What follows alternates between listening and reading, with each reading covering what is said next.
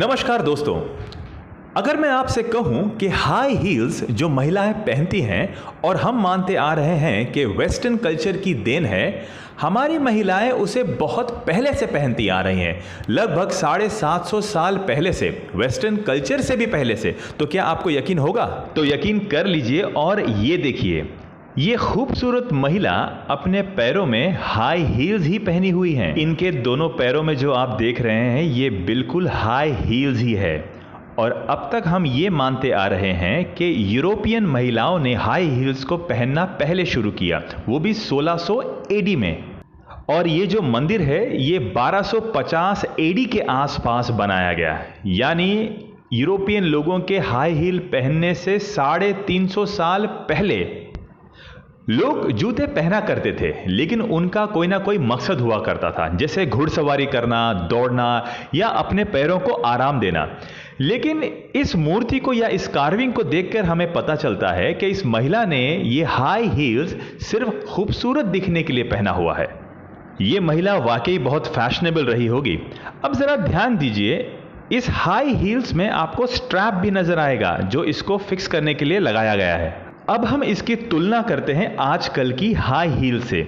अगर आप ध्यान से देखें तो ये बिल्कुल मिलती जुलती हाई हील्स ही आपको लगेंगी, वैसे ही हील्स, वैसे ही स्ट्रैप्स। और आपको एक नहीं, ऐसी कई सारी कार्विंग्स या मूर्तियां इस मंदिर में मिल जाएंगी जहां पर महिलाओं ने अपने पैरों पर ऐसे फुटवेयर या हाई हील्स पहने हुए हैं। इस विषय में मैंने कई बार रिसर्च करने की कोशिश की और जगह जगह पढ़ने की कोशिश की, पर हाई हील्स के बारे में या इस विषय में कहीं पर भी कोई इंफॉर्मेशन अवेलेबल ही नहीं है। तो अब तक तो हमारी विचारधारा ये थी कि वेस्टर्न महिलाएं बहुत आधुनिक और फैशनेबल हैं, लेकिन ये देखकर तो हमें ये पता चलता है कि हमारी भारतीय महिलाएं काफ़ी उन्नत, फैशनेबल और विकसित थी इतने समय पहले भी। अब जरा ध्यान से इस मूर्ति को या इस कार्विंग को देखिए। यह महिला अपने हाथों में एक आईना पकड़े अपने चेहरे को उसमें निहार रही है या शायद मेकअप कर रही है। अब ध्यान दीजिए, यह मंदिर लगभग 750 साल पुराना है और हम यही मानते आ रहे हैं कि ये आईना हाथ में पकड़कर मेकअप करने का या अपने आप को निहारने का फैशन वेस्टर्न या यूरोपियन लोगों ने हमारे भारत को दिया। अगर आज हम किसी महिला को हाई हील में या हाथों में आईना पकड़े मेकअप करता हुआ देखते हैं तो ये हमको बिल्कुल आम बात लगती है।